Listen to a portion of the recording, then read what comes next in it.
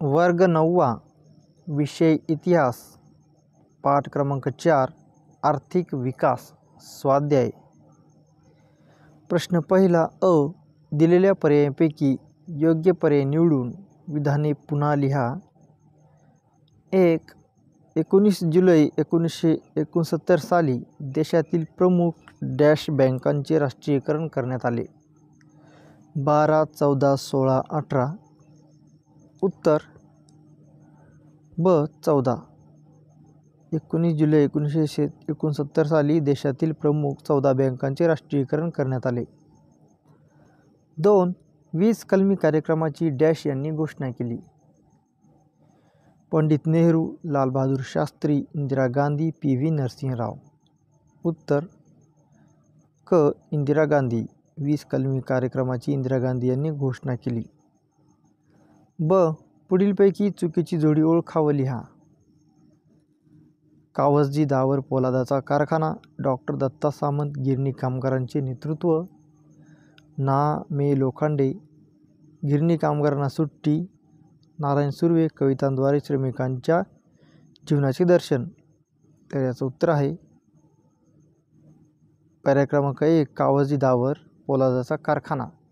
ही जी जोडी आहे ही चुकीची आहे. तर योग्य जोडी काय असेल? कावसजी दावर पहिली कापड गिरणी. प्रश्न दुसरा खालील तक्ता पूर्ण करा. पंचवार्षिक योजना, कालावधी, उद्दिष्टे. पहिली पंचवार्षिक योजना कालावधी 1951 ते 1956. उद्दिष्टे शेती सामाजिक विकास. दुसरी पंचवार्षिक योजना कालावधी 1956 ते 1961. उद्दिष्टे औद्योगिकीकरण. तिसरी पंचवार्षिक योजना कालावधी 1961 ते 1966. उद्दिष्टे विषमतेचे निर्मूलन, रोजगार संधी विस्तार, राष्ट्रीय उत्पन्न वाढ. चौथी पंचवार्षिक योजना कालावधी 1969 ते 1974. उद्दिष्टे शास्त्रीय संशोधन, आरोग्य व कुटुंब नियोजन. पाचवी पंचवार्षिक योजना कालावधी 1974 ते 1979. उद्दिष्टे दारिद्र्य निर्मूलन, देश आर्थिकदृष्ट्या स्वावलंबी बनवणे. ब. संकल्पना स्पष्ट करा. 1. मिश्र अर्थव्यवस्था. उत्तर ज्या अर्थव्यवस्थेत काही उद्योग खाजगी उद्योजकांच्या मालकीचे असतात तर काही सरकारी मालकीचे असतात अशा अर्थव्यवस्थेस मिश्र अर्थव्यवस्था असे म्हणतात. भारत स्वतंत्र झाल्यावर आर्थिक विकास साधण्यासाठी भारताने मिश्र अर्थव्यवस्थेचा स्वीकार केला.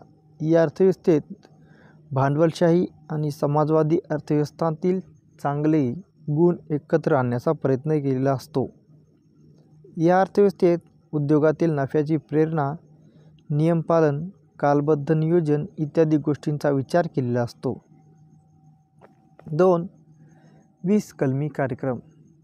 उत्तर 1 जुलै 1975 रोजी प्रधानमंत्री इंदिरा गांधी यांनी 20 कलमी कार्यक्रमाची घोषणा केली. त्यातील प्रमुख तरतुदी पुढीलप्रमाणे. शेती आणि शहरी भागातील कमाल जमीन धारणा, संपत्तीची समान वाटणी, शेतमजुरांना किमान वेतन, जलसंधारण योजनांत वाढ करणे, कामगारांचा उद्योग क्षेत्रात सहभाग, राष्ट्रीय प्रशिक्षण योजना आणि वेठबिगार मुक्ती करणे, करचुकवेगिरी, आर्थिक गुन्हे व तस्करी रोखणे, जीवनावश्यक वस्तूंचे दरनियंत्रण, रेशनिंग व्यवस्थेत सुधारणा करणे, हातमाग क्षेत्र विकासाद्वारे उत्तम वस्त्रोद्योग निर्मिती, दुर्बल घटकांची कर्जमुक्ती, घरबांधणी, दळणवळण सुविधा, शाळांसाठी शैक्षणिक साहित्य उपलब्ध करून देणे. प्रश्न तिसरा अ पुढील विधाने कारण स्पष्ट करा. 1. स्वतंत्र भारताने मिश्र अर्थव्यवस्थेचा स्वीकार केला. उत्तर प्रत्येक अर्थव्यवस्थेचे काही फायदे आणि काही तोटे असतात. काही देशांमध्ये भांडवलशाही अर्थव्यवस्था होती तर काही देशांमध्ये समाजवादी अर्थव्यवस्था होती. मिश्र अर्थव्यवस्थेत भांडवलशाही व समाजवादी अर्थव्यवस्थेतील चांगले गुण होते. देशहिताला प्राधान्य देण्याची वृत्ती मिश्र अर्थव्यवस्थेत दिसून येते. मिश्र अर्थव्यवस्थेत दीर्घकालीन विकासावर अधिक भर दिला जातो. या अर्थव्यवस्थेत मोठी गुंतवणूक करून उद्योग सुरू करण्यास उद्योजक पुढे येत नाहीत, म्हणून तेथे सरकारलाच पुढाकार घ्यावा लागतो. त्यामुळे सरकारला आणि खाजगी उद्योजकांना उद्योग सुरू करता येतात. या सर्व कारणामुळे स्वतंत्र भारताने मिश्र अर्थव्यवस्थेचा स्वीकार केला. 2. 1969 मध्ये बँकांचे राष्ट्रीयीकरण करण्यात आले. उत्तर: भारताने स्वातंत्र्योत्तर कालखंडात मिश्र अर्थव्यवस्था स्वीकारली होती.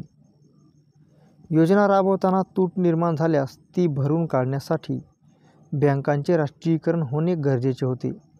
राष्ट्रीयीकरण झाल्यावर या बँकांना मिळणारा नफा सरकारी खजिन्यात जमा होणार होता. याच्या जोडीला लघु व मध्यम उद्योगांचे विकास धोरण राबवणे आवश्यक होते. या सर्व कारणामुळे प्रधानमंत्री इंदिरा गांधी यांनी 19 जुलै 1969 रोजी 14 बँकांचे राष्ट्रीयीकरण केले. 3. गिरणी कामगार संपावर गेले. उत्तर: काही उद्योगांत कामगारांचे पगार वाढत होते, त्यांना बोनसची रक्कम जास्त मिळत होती. गिरणी कामगारांपेक्षा त्यांना जास्तीच्या सुविधा मिळत होत्या. त्यामुळे गिरणी कामगारांत असंतोष वाढत होता. 1981च्या दिवाळीत कामगारांना 20% बोनसची अपेक्षा होती. कामगारांचे प्रतिनिधित्व करणाऱ्या राष्ट्रीय मिल मजदूर संघाने मालक वर्गाशी वाटाघाटी करून कामगार वर्गाला विश्वासात न घेता 8 ते 17% वर तडजोड केली. बोनसमधील कपात ही असंतोषाची ठिणगी ठरली. काही कामगार डॉक्टर दत्ता सामंत यांच्याकडे गेले. त्यांनी डॉक्टरांना नेतृत्व करण्याची विनंती केली. 65 गिरण्यांमधील कामगार एकत्र आले आणि दत्ता सामंत संपाचे नेतृत्व करू लागले. 18 जानेवारी 1982 रोजी मुंबईत 2.5 लाख गिरणी कामगार संपावर गेले. पुढील प्रश्नाची 25 ते 30 शब्दांत उत्तरे लिहा. 1. 8व्या पंचवार्षिक योजनेत कोणते कार्यक्रम सुरू करण्यात आले? उत्तर: 8व्या पंचवार्षिक योजनेत पुढील कार्यक्रम सुरू करण्यात आले. प्रधानमंत्री रोजगार योजना, महिला समृद्धी योजना, राष्ट्रीय सामाजिक आर्थिक सहाय्य योजना, मध्यान्ह आहार योजना, इंदिरा महिला योजना, गंगा कल्याण योजना. 2. दुसऱ्या पंचवार्षिक योजनेत कोणते प्रकल्प सुरू करण्यात आले? उत्तर: दुसऱ्या पंचवार्षिक योजनेत खालील प्रकल्प सुरू करण्यात आले. दुर्गापूर भिलाई, राऊरकेला येथील पोलादाचे कारखाने, सिंद्री येथील रासायनिक खतांचा कारखाना, चित्तरंजन येथील रेल्वे इंजिनाचा कारखाना, पेरांपूर येथील आगगाडीच्या डब्यांचा कारखाना, विशाखापट्टणमचा जहाज बांधणीचा कारखाना, भाकरा नांगल दामोदर यांसारखी प्रचंड धरणे